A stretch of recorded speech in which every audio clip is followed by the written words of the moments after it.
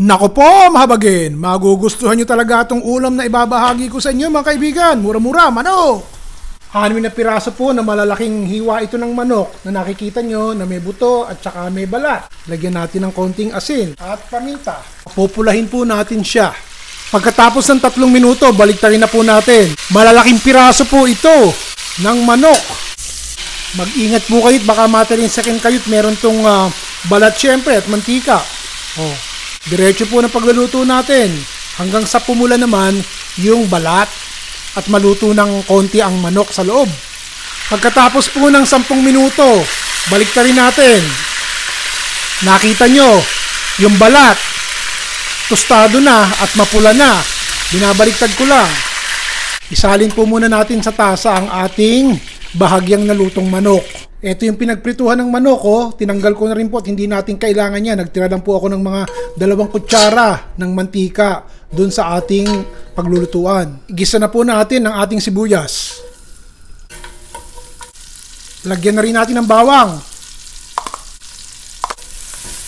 Pag medyo mapula-pula na yung ating sibuyas at yung bawang, lagyan na po natin ito, 1 cup.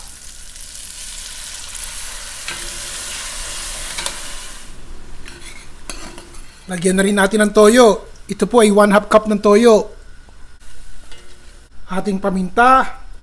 Ibabalik ko na po yung manok. Ilalagay ko na rin yung natirang juice galing sa pinagprituhan ng manok. Hindi po mantika yun ha. Lalagyan ko po ng tubig at palalambutin din natin yung manok baka matuyo. Dahon ng laurel. Maglalagay din po ako ng pasas. Dalawang kahon ng pasas. Pakukuluin po natin yan.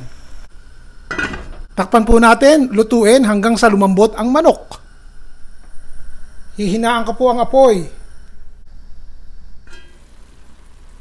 Pagkatapos ng 10 minuto, tignan nyo po kung luto na yung manok nyo. Balik ka rin nyo ng konti para talagang sumama yung lasa nung toyo at saka nung ngayon, konti na lang ang sabaw. Ilalagay ko na po itong ating asukal na pula. Siyempre, humba, may suka. Lagyan nyo na rin ang sangkatutak na bulaklak ng saging. Ngayong may suka na, huwag nyo na pong kalikutin. Hayaan nyo nang kumulo ng kaunti at nang maluto talaga yung ating manok. At naging medyo malapot pa yung sabaw. Ayos po ba? Nagustuhan nyo po ba? Basta mga ganyang masimple-simpleng pagkain lang ang gagawin natin para lahat pong nang nakakapanood magustuhan at masundan sa bahay. Di po ba? Bukas, iba naman ang lulutuin natin. Mawardi-wardi pero masarap. Ayos! Manbilaro po!